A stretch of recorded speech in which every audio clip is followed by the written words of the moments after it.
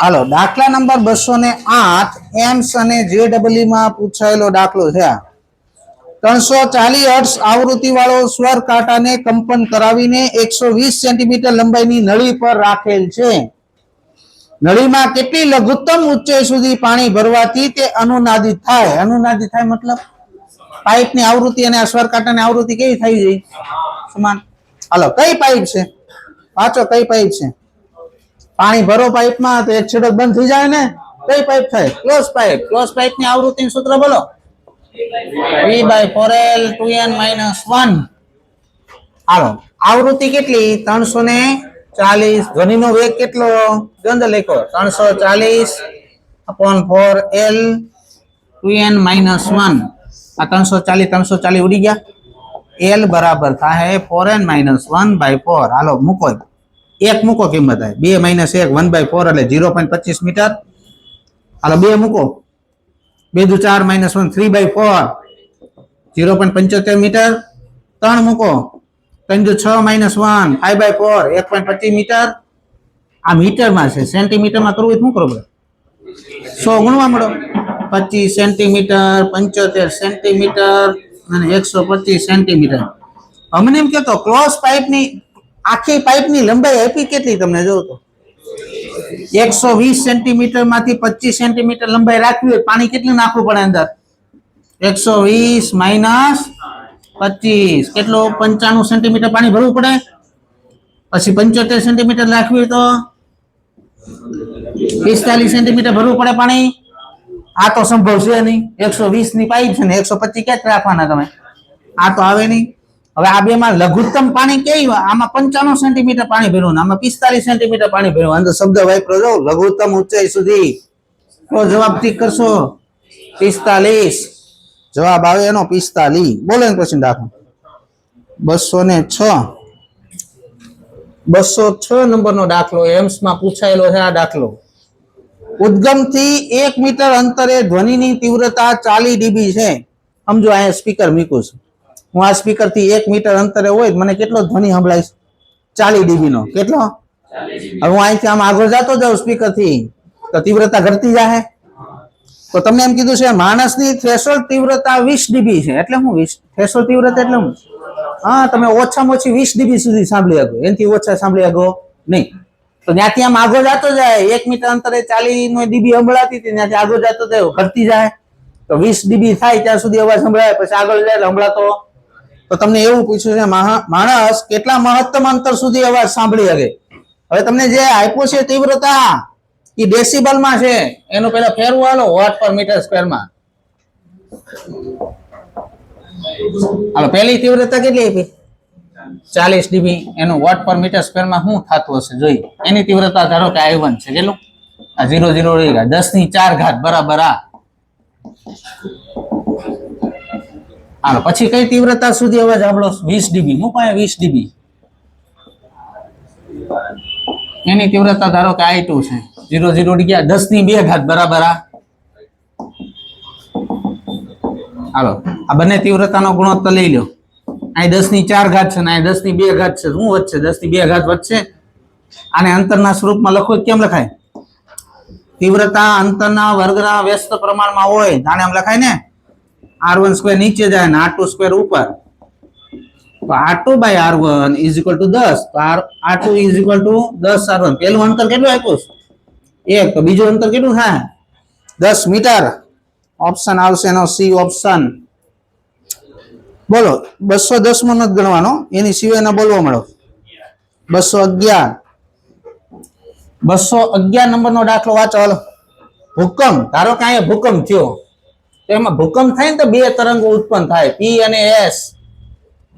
અહીંયા ધારો કે સિસ્મોગ્રાફ મૂક્યું છે. ભૂકંપનું કેન્દ્ર કઈ જગ્યાએ હોય શોધવા માટેનું સાધન એને બોલાય સિસ્મોગ્રાફ.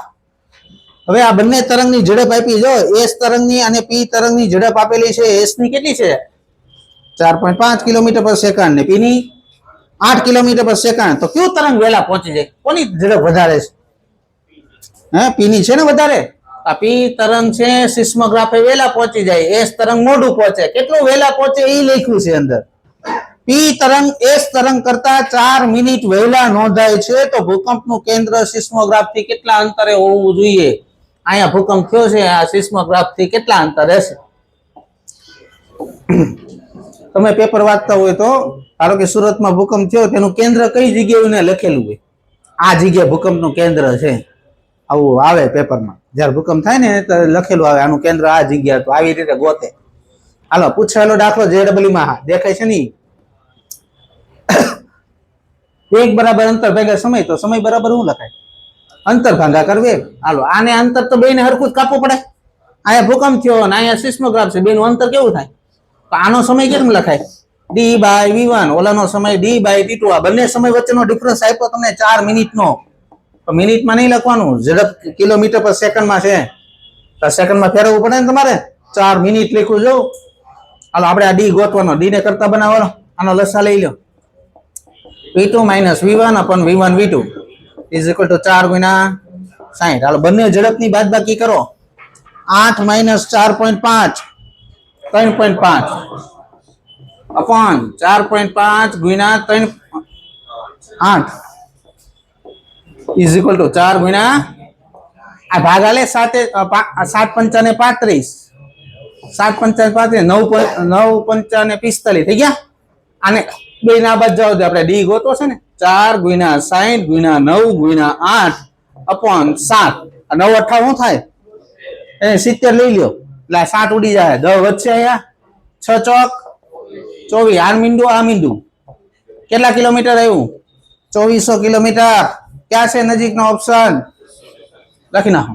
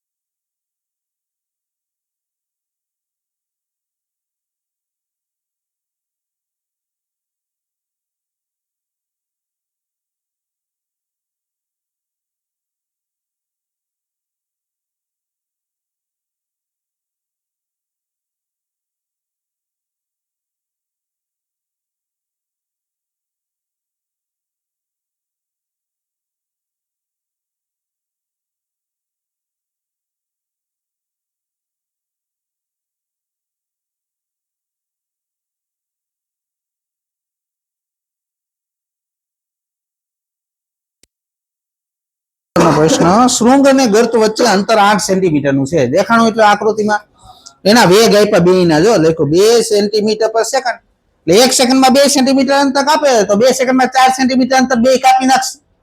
2 4 કાપે તે થાય હું 2 એક ઉપર આવી જાય. જેટલું શૃંગ છે ને એટલું જ ગર્ત છે. દોરી શું થઈ જાય? સીધી થઈ જાય. પરિણામી સ્થાનાંતર 0 થઈ જાય. સ્થાનાંતર 0 થાય તો સ્થિતિ ઊર્જા 0 થઈ જાય. સ્થિતિ ઊર્જાનું સૂત્ર આવું છે, 1/k/2. y 0 તો સ્થિતિ ઊર્જા 0. મતલબ જેટલી ઊર્જા છે બધા કયા સ્વરૂપમાં હશે? ગતિ ઊર્જા સ્વરૂપમાં હશે. જવાબ આવે એનો શુદ્ધ ગતિ ઊર્જા. એની પછી 214 નંબરનો પ્રશ્ન જોઉં. તમને તરંગનું સમીકરણ આપેલું છે અને ઢાળ શોધો. પેલા તમને ખબર હોવી જોઈએ ઢાળનું સૂત્ર શું છે એ કયો પેલા. dy/dx ને ઢાળ કહેવાય. અને આ તો y તો આપ્યો છે, વિકલન કરી નાખો x ની સાપેક્ષે એટલે એને ઢાળ કહેવાય. એટલે આવી ગયો જવાબ ને.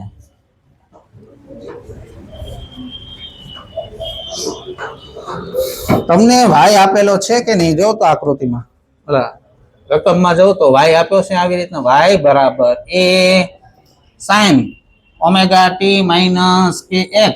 આનું વિકલન કરી નાખો એટલે ઢાળ ન કહેવાય ને, dy/dx ને ઢાળ કહેવાય ને. કરો વિકલન, sin નું વિકલન cos, x ની હારે ગુણાકારમાં મૂકવું પડે ને, x ની સાપેક્ષ વિકલન કરો, માઇનસ k આવશે ને. અંદર શબ્દ લખો જો મહત્તમ ઢાળ, આ વિધેય એક કરી નાખો, મેક્સિમમ ઢાળ કેટલો આવે? 1 જેટલો. માઇનસ શું કામ આવ્યું? બી પોઈન્ટ સ્પર્શક દોરો તો ઢાળ નેગેટિવ માં હશે. જો એટલે માઇનસ આવે છે. જવાબ એનો આવશે સી ઓપ્શન, કે એ જેટલો ઢાળ હોય બી પોઈન્ટ આગળ. 219 સુધી બોલો જેને પ્રશ્ન હોય. 218. હાલો 218 નંબરનો દાખલો જોવો તો. દાખલા નંબર 218. વાંચો રકમ. સ્વર કાંટો P અને Q ને સાથે કંપન કરાવતા ઉત્પન્ન થતા સ્પંદ OA રેખા વડે દર્શાવ. જો તો OA રેખા ઉપર પ્રતિ સેકન્ડે કેટલા સ્પંદ દર્શાવેલા છે? 3 દર્શાવેલા. 1 સેકન્ડે જોવાનો ખાલી. પ્રતિ સેકન્ડે કેટલા સ્પંદ છે? 3. Q પર મીણ લગાવવાથી ઉત્પન્ન થતા સ્પંદ OB રેખા વડે દર્શાવો. OB રેખા ઉપર જો તો પ્રતિ સેકન્ડે કેટલા સ્પંદ દેખાણા? 2. જો P ની આવૃત્તિ 341 છે, P ની આવૃત્તિ કેટલી આપી તને? 341. મને એમ કેતો હતો Q ની આવૃત્તિ તારે કેટલા સ્પંદ 3 ઉત્પન્ન કરવા કેટલે? આમાં 3 બાદ કરી નાખ. 338 ને 3 ઉમેર 344. હવે શું કીધું છે તને? તને એમ કીધું Q પર મીણ લગાવવાનું. આ Q છે, આની પર મીણ લગાવે તો આવૃત્તિ ઘટી જાય. તો હવે કેટલા સ્પંદ સાંભળવાના? મીણ લગાવ્યા પછી કેટલા આપ્યા છે? 2. હવે 2 સાંભળે. 2 સાંભળવા તો આ ઘટાય તો અમુક નો ડિફરન્સ વધશે. આ ઘટાડને આ 342 કરી નાખવું નહીં, 343 કરી નાખવું. 2 સાંભળવા મળે જ નહીં તો કઈ આવૃત્તિ રાખવી પડે? 344 છે. કોઈને 219 સુધી. હાલો એની પછી નીટના પ્રશ્ન જોઉં તો બાળકો 1 થી 10 માં બોલો.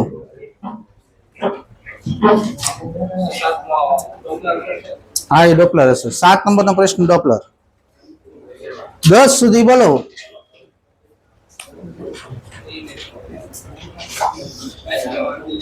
પેલો વાયુમાં ધ્વનિની ઝડપ શેના પર આધાર રાખે? શું સૂત્ર છે પેલા? √E/ρ. ઈ શું છે એમાં? સ્થિતિસ્થાપકતા અંક. તો ક્યાં છે? E/ρ. C option. ઘનતા અને સ્થિતિસ્થાપકતા સી ઓપ્શન આવે. 10 સુધી છે. નિલેશભાઈ કેમ આટલા વહેલા આવી? હવે 1 મિનિટ.